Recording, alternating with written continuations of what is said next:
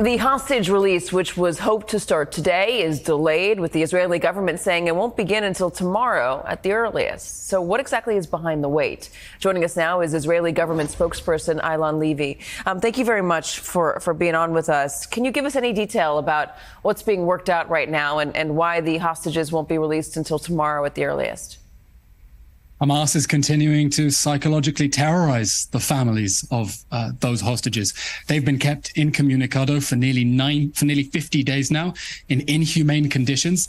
And every moment that Hamas continues to hold the hostages in the dark and to keep their families in the dark is an ongoing crime against humanity. Israel has already approved the details of the framework that would see our hostages, beginning with women and children, released from Hamas captivity inside the Gaza Strip. And we're hoping that we can begin to put that into effect tomorrow. They have been suffering in those inhumane conditions for too long. We want to bring all of them home, and we want to make sure that no one is left behind. Eylon, let me ask you again, though, can you give us any detail about what's holding it up specifically? Is it a disagreement over drones, over what time this is going to happen, over the Red Cross? The contacts are ongoing. I cannot comment on sensitive negotiations, but this is a deal that has already been approved by the Israeli government, and we are ready to put it into practice.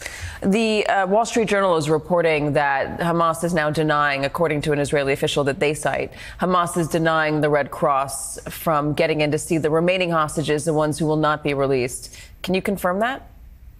There really is no limit to Hamas's inhumanity. For 50 days now, they've been holding those hostages without any access to the Red Cross. We're talking about children who had to crawl from under their parents' bodies, people who had limbs blown off. They haven't given them that basic humanitarian mercy. In full violation of humanitarian law, their families are rightfully terrified for them. And we are demanding, this has been our demand from the moment that our people were abducted on that dark morning on October 7th. They must be given access to the Red Cross. They must receive that medical attention, and we must find out what their medical conditions are. So is that a sticking point? Are they denying the Red Cross entry?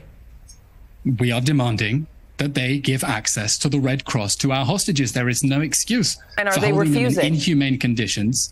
I have not heard that specifically, but again, these are sensitive negotiations and I can't get into detail about them. Let me ask you about the arrest or the detainment of the Gaza, the Al-Shifa Gaza Hospital medical director. Why was he detained? I haven't seen official confirmation of that, but that would make sense that the director of a hospital that sat on top of a Hamas terror compound would be brought in for questioning. I'm sure that you've broadcast those images from the CCTV cameras of the hospital on October 7th, when Hamas abducted hostages into the hospital through the front door in broad daylight. And then after they take them into a room, you can see the doctors continuing to chat with Hamas terrorists. So the doctors who have been telling the international media for the last month that Hamas did not have a presence inside the hospital have been lying to the world. They've been taking the whole world for a ride, whether they're simply cowed by Hamas because it's a violent authoritarian regime or active collaborators. They have been complicit with it through their silence, and we're demanding answers. We're demanding answers from the people who've been quoting them uncritically. We're demanding answers from the international community as well. You know, we care about international institutions, and these global agencies have some very difficult questions to answer now about why they didn't say anything when Hamas was running a terror compound under their noses, and what they plan to do now to make sure that Hamas does not continue to violate humanitarian law in that way. The hospital director is working under a regime there in Gaza. Do you expect that they have the freedom to be free with the Israelis about what's going on in the hospital, that they can do that for their own safety? They've certainly not been free to speak freely. And I think it's important to remember when you are speaking to people inside the Gaza Strip, whether or not they openly sympathize with Hamas, which unfortunately many of them do, they're operating under an authoritarian regime. They know that they are not free to tell the full story. And it's important when you listen to them speaking as well to know that they're not free. Now, many of the doctors in the hospital, this is a matter of record, have openly sympathized with Hamas, have openly praised the October 7th atrocities, as difficult as it is to believe that doctors and nurses can praise those sorts of barbaric atrocities that were perpetrated on October 7th. But you're absolutely right. Even if any of them were not sympathetic with the atrocities Hamas committed on October 7th, they're not free to speak openly. And it's important that we get to the bottom of the truth. Let me ask you about what's going to happen after all of this is over. The Israeli government's refusing to say. The Americans want to see a two-state solution. Is that being discussed at all? You know, we're still in very early stages where we have body bags of unidentifiable body parts from the October 7th massacre that we are still identifying. That's where we are. We're focusing at the moment on destroying the army of terror that perpetrated the October 7th massacre.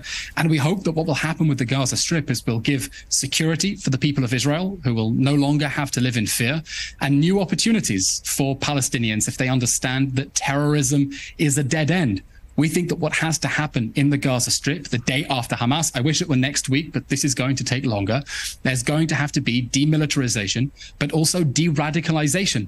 We cannot have another generation of Palestinian children being brought up to embrace jihad and martyrdom as values. They need to be taught that the state of Israel is here to stay. A third of Gaza to rubble and continuing to drop missiles and killing thousands of children is going to have the effect of de-radicalizing that population? You seem to have me confused with someone who wanted this war or started this war. We didn't want this war. Hamas declared this war on us with the October 7th massacre. We didn't want it. We don't want it. We want to end this war, and we want to end this war in a way that ensures that Hamas can never burn, butcher, behead, and rape our people like it did on October 7th. Because if we abandon our hostages in the Gaza Strip and leave Hamas in power, that's just a guarantee that we're going to be facing another round of violence, and with a Hamas that is more emboldened. If we do not finish the job, if we do not finish Hamas, there will be serious consequences of Israeli inaction. And that's why, even though we do not want to be in this situation, we are fighting. We're fighting for our survival, and we're fighting to destroy the terror regime that has kept the people in the Gaza Strip under its oppressive terrorist thumb for far too long. And we hope after Hamas is gone, then we can maybe empower the voices who understand that something very different has to happen for sustainable peace in the region. I take it that you don't want to be in this war, and I understand that. I do also take it that the millions of Gazans don't want to be in the war either, and that they didn't have a choice in this. They haven't had elections there in 17 years. Eylon, thank you very much. Eylon Levy, we appreciate you coming on, and good luck with the hostage release. We hope it goes smoothly. Thank you.